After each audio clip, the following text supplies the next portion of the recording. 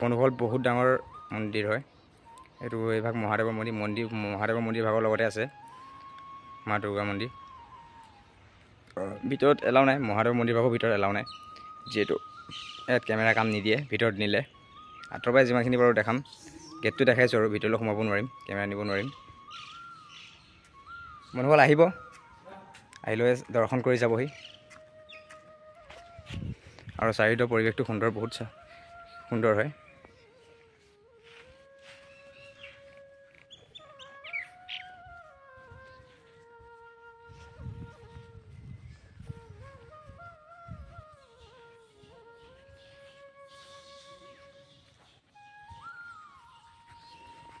যথেষ্ট ভাল লাগিছে আহি মনটো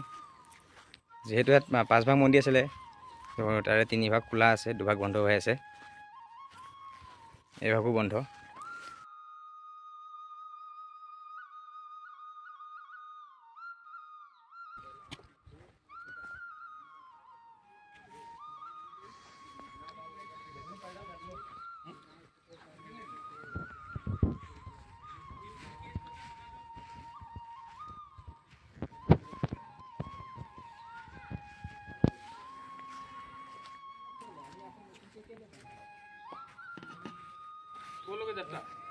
অল অসম ঘূৰিম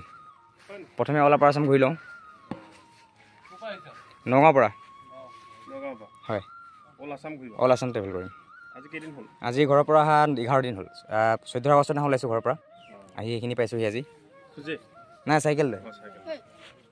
চাইকেল অল কৰিম বনভোল বান্দৰ বহুত আছে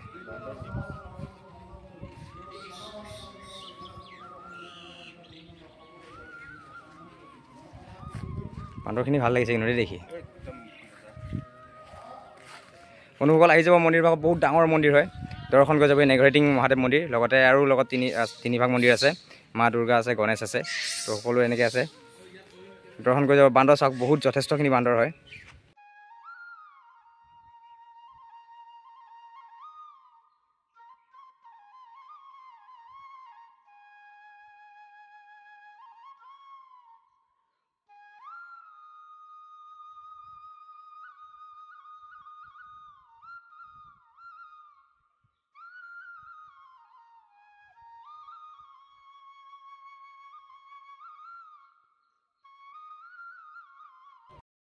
শিৱ মন্দিৰ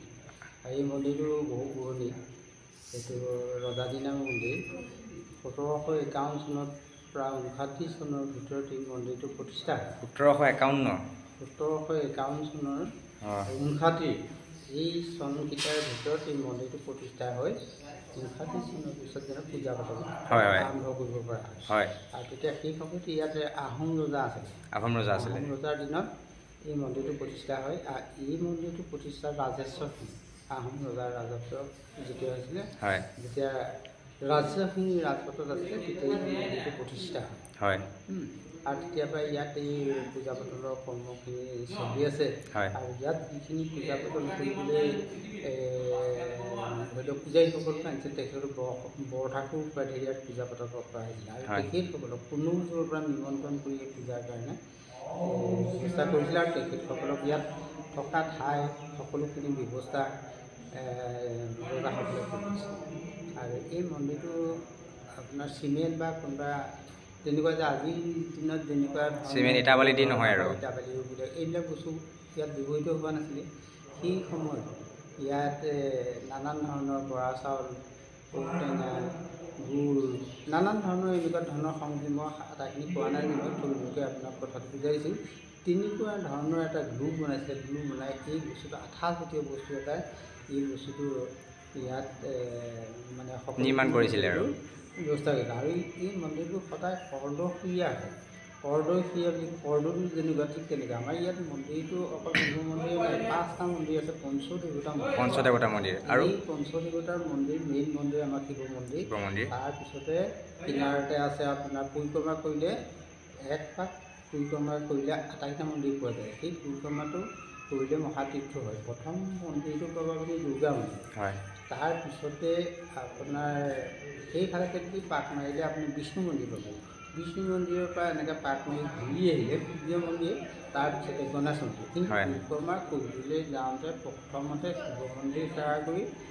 দুৰ্গা মন্দিৰ কৰি গণেশ মন্দিৰলৈ যাব লাগে। কিন্তু যাত্ৰীসকলে সকলো যাত্ৰীয়ে সকলোখিনি কথা নজনাৰ কাৰণে কি হয়, এই আপোনাৰ শিৱ মন্দিৰ সেৱা কৰি ওলাই গুচি যায়, দুৰ্গা মন্দিৰ হৈ এনেকৈ গুচি এনেকৈ ঘূৰি যায়। মন্দিৰ ভাগটো প্ৰকৃততে সেইটো ভুল। মানে পৰিক্ৰমাটো কৰিবলৈ যেতিয়া যায় শিৱ মন্দিৰ সেৱা কৰি দুৰ্গা মন্দিৰ, তাৰপৰা গণেশ মন্দিৰ, গণেশ মন্দিৰৰ পিছত সূৰ্য মন্দিৰ, সূৰ্য মন্দিৰৰ পিছত বিষ্ণু সমাপন হয়। সকলো বস্তু পূজা পাতলৰ যিখিনি কৰ্ম সমাপন বিষ্ণু মন্দিৰত। কিন্তু সেই যাত্ৰীসকলে অসুবিধা পায় মানে পৰিক্ৰমা তেনেকুৱা ধৰণৰ। কিন্তু ইয়াত আমাৰ চবতকৈ উৎসৱ পাৰ্বণ দিনীয়া শিৱৰাত্ৰি এটা দিনীয়া হয়,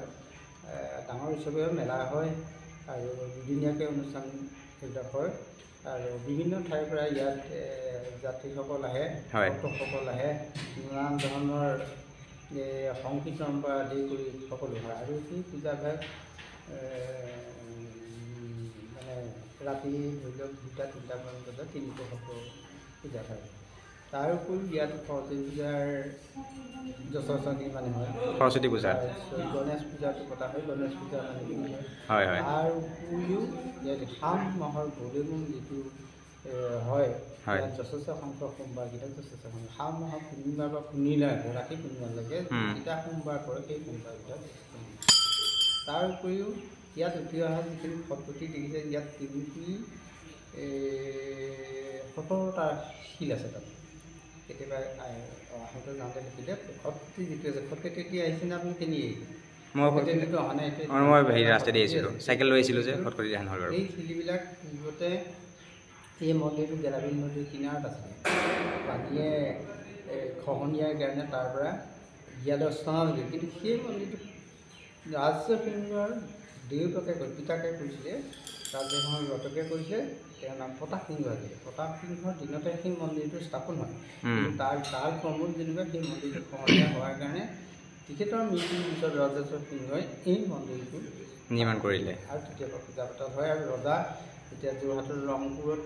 ৰাজধানী আছিলে, সেই ৰাজধানী থাকোঁতে তেওঁ ইয়াৰ নিৰ্মাণী প্ৰসাদ খাইহে তেওঁ আহাৰ গ্ৰহণ কৰিলে। আজি মই থুলমূলকৈ ইয়ালৈ কৰিলোঁ, কেতিয়াবা আহিলে সকলোখিনি বাৰু যথেষ্টখিনি জনালে, তাৰ বাবে ধন্যবাদ জনাইছোঁ।